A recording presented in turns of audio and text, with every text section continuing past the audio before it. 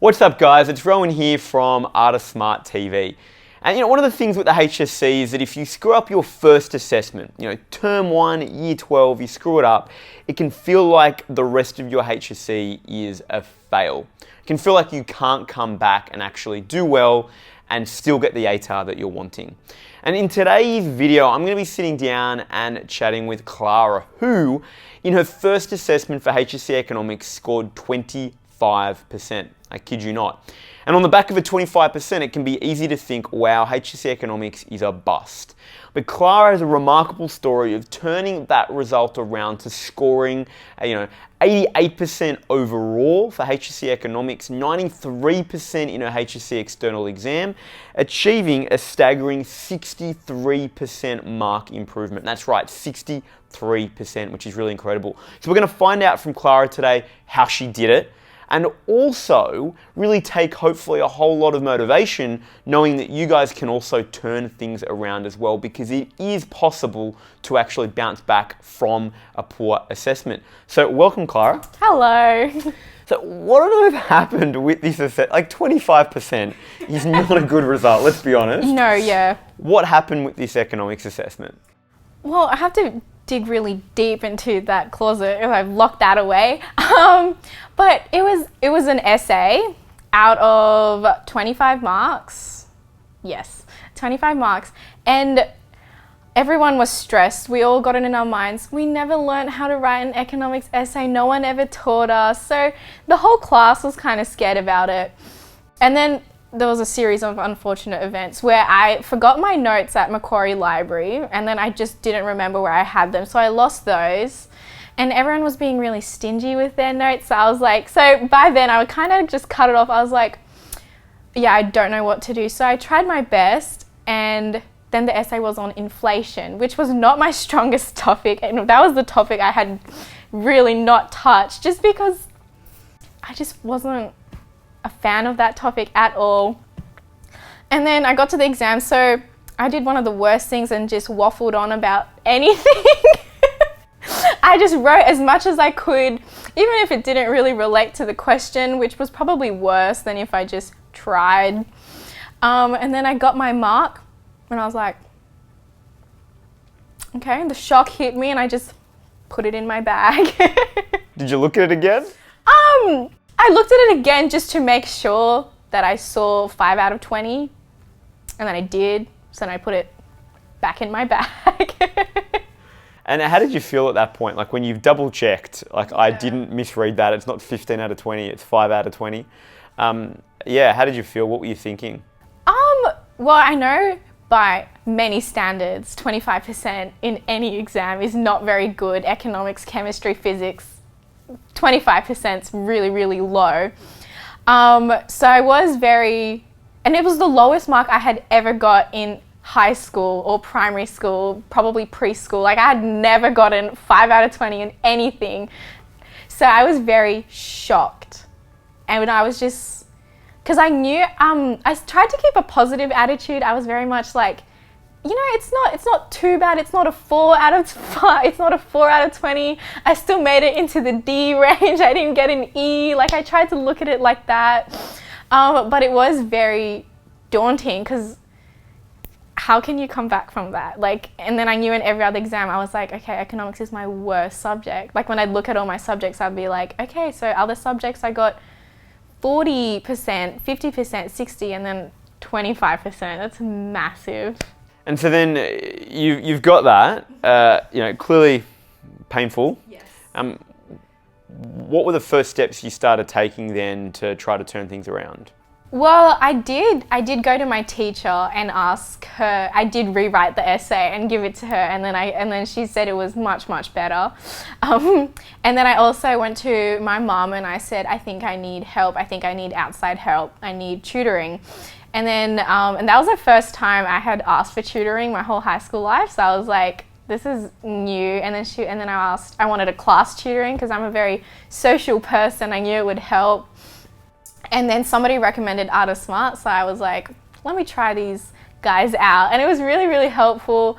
And what else did I do? I again, I did try to keep positive, and like when other people were like, oh my god, I got 30%, I was like, don't worry, I got 25%. So I was also there to help make others feel better.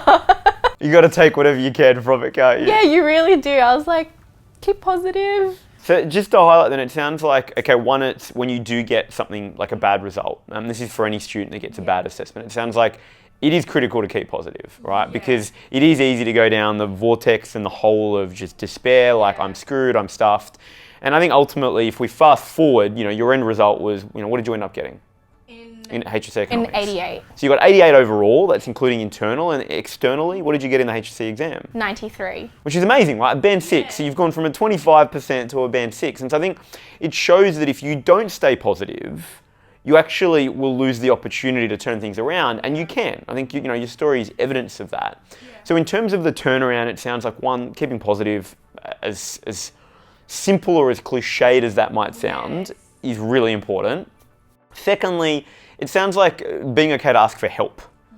Is actually really important. From that point on, I started asking more questions in class because, like, if I didn't understand inflation, I would ask, "What is cost push inflation?"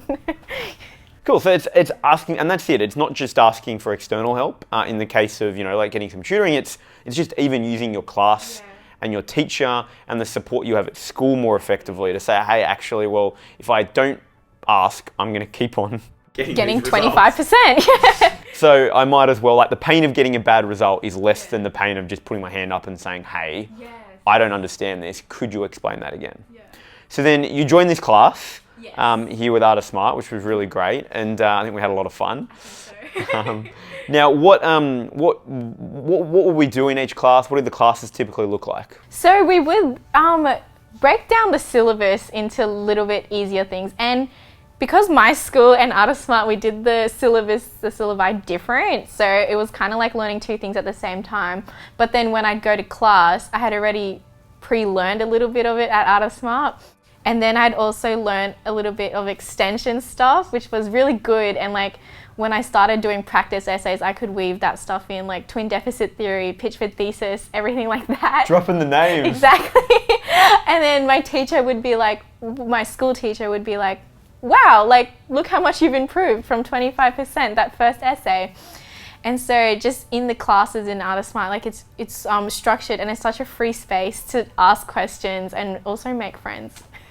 Awesome. And so then what were some of the highlights or the best things about the class, in supporting you with economics? Well, everyone is really, really friendly, and like the tutors and the teachers here are really, really helpful, friendly, and they've been through HSC. They're really experienced. They've seen students like this. They've seen students who have also done really badly in the first exam and then turned that around.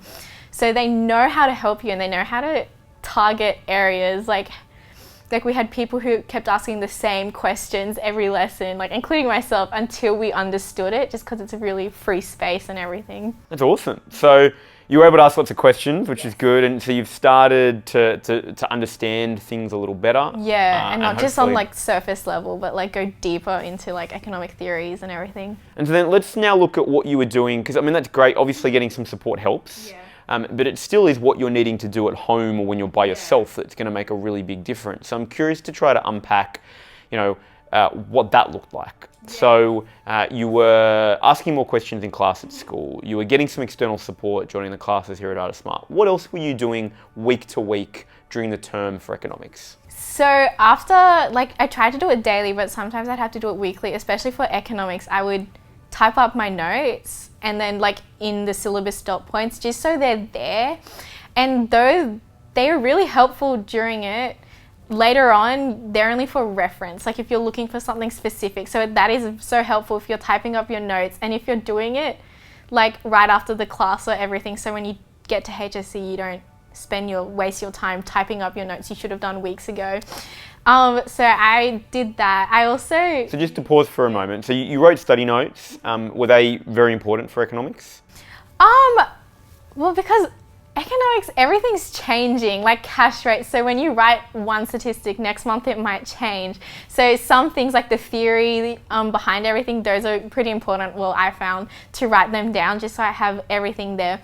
But then I also had another document for recent statistics where I'd also put links to articles. So sometimes I would go back to them. Oh, and also a economic statistics document that had was split up into the syllabus dot points again, and just had statistics to memorize there. Awesome. So from a note point of view, you are doing them regularly to consolidate. It sounds like more the theory, really. Yeah. So it's about, okay, I got to make sure I know the theory. So you're doing notes. I know you said daily, but it sounds like probably weekly, right? Yeah. So staying on top of them, and then you've got a couple of other documents, right, that you're using. One for case study examples in the economy, which is the articles, and then the third one is just the statistics. Yes. And that way it's easier for you to update those without having to go back into the whole set of notes and have to go and find where things are essentially to update. Cool, so you've been making these study notes. What else were you doing sort of week to week for economics? I also had a lot of palm cards, when I found areas that I didn't really like inflation or protection at the beginning, I didn't really understand a lot of it, like tariff credit. I was like, what's the difference? So I would do some palm cards of those, and then I'd also stick them around my room, on my wardrobe and everything, so when I'd open it and I'm changing, I'd look at it, or in my bathroom mirror as well. And I didn't just do that for economics, for English, quotes and stuff, they were everywhere. So it's just very creative, yeah. And that was part of you finding out what worked for you as well. Yeah, exactly, yeah. And so you've used these flashcards, these sort of reminders all around the place. Lots of colour, colour coordinating everything as well. Great. And then as you're getting closer then to an assessment or an exam, right? Because that's what you're doing week to week just to get your head around it. You're a couple of weeks out from an assessment and an exam, maybe the trials, let's say, as an example. What did you do to prepare for the trials? So for trials, I take a little bit of time to understand the theory, look through my notes, make sure I get it.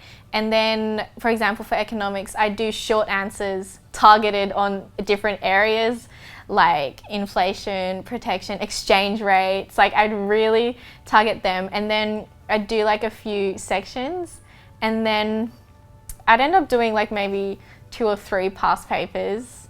But then I'd also really write essays. We're coming back to that painful essay, aren't we? Yes, very much.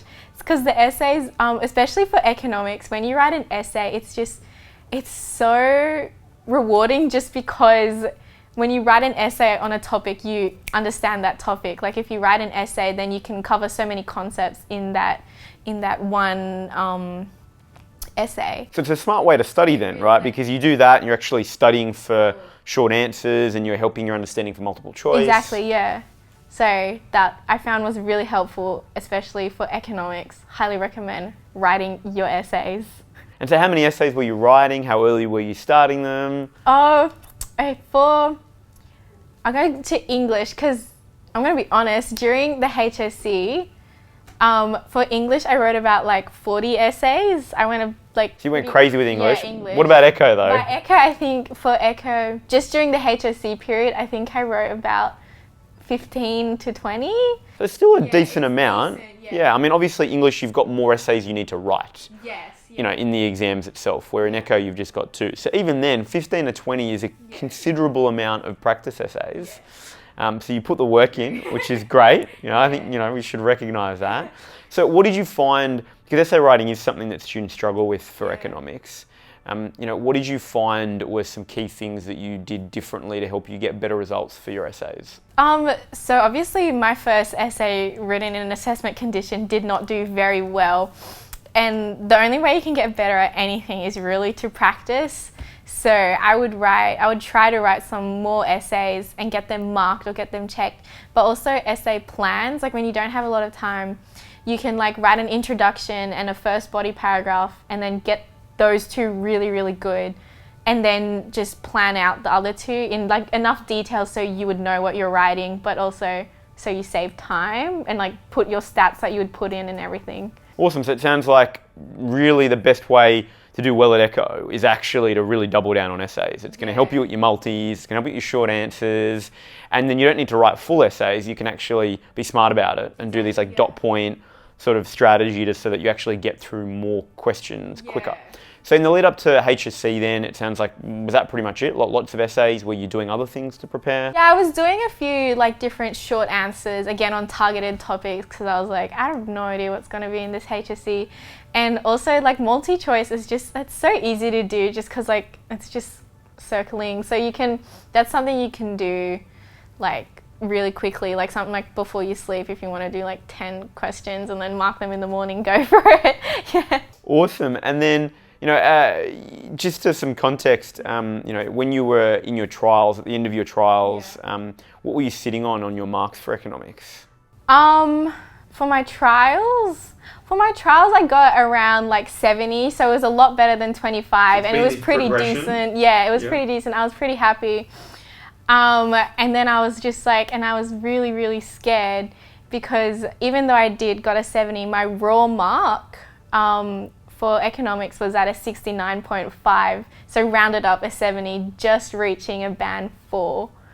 And so that was kind of scary because I knew like the only thing I can do now is focus on the HSC, and economics was my last exam, which is a blessing and a curse because like I had this like big economics exam looming over me, but I was like, it's the last one. It's the one I can focus on. I had like, I think like a week before it as well.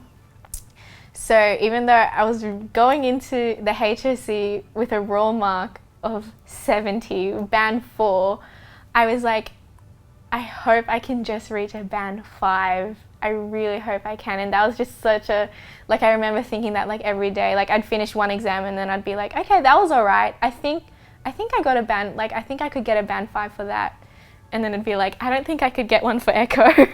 And so then I think what's great is that you end up getting 93 in the exam. You get 88 overall. And I think what that goes to show is that even at the trials, right, when you're looking at your internal mark, I mean, they're going to moderate upwards. Exactly, yeah. So it's easy to want to give up, but you shouldn't, right? Yeah. I mean, I think it's great that you kept that mindset of like, how do I like push it? Because clearly by pushing yourself, you were able to really turn things around. Now, how did you end up going ATAR-wise? ATAR-wise, so I ended up with an ATAR of 93.15. Well done. Which I was so shocked. Oh, thank you. I was very shocked with, because I was kind of aiming for, I thought my marks were looking around the 80s, like 85 up and below 90. So when I got over 90, I was ecstatic. It's quite a difference, isn't it? It's like 85, but I got a 93. Exactly, yeah. And that's fantastic. And so just to put all this in context, right? 25% first assessment for economics. Looking at that thinking, and then to get an ATAR that exceeds your estimate and your goals really considerably. What degree are you now studying at university? So I'm going to be doing media and communications and the creative intelligence program at UTS. Awesome. So I think that's just a really awesome story to show that one, you can screw it up, you can turn it around. Yeah, it takes work. I think clearly you put work in, you were here every Thursday, putting work in for economics. You were writing essays, getting feedback on them, and you were asking for help a lot more, which I think is really great. So there you have it, guys. It is possible to turn things around even if you think you have absolutely screwed your HSC up. Clara's journey through HSC Economics is a really powerful story that if you work hard, you ask for help, you get feedback on your work, you can really turn things around and not only get an improved mark for your subject, but also have that contribute to actually pushing your ATAR beyond what you might have even been expecting. So if there's any way that we can support you, turn things around for HSC Economics, get in touch. We've got an awesome team of teachers and tutors that can support you navigate the fun but sometimes challenging journey of HSC Economics. Otherwise, all the best for Year 12, and make sure you hit subscribe for more videos and interviews like this.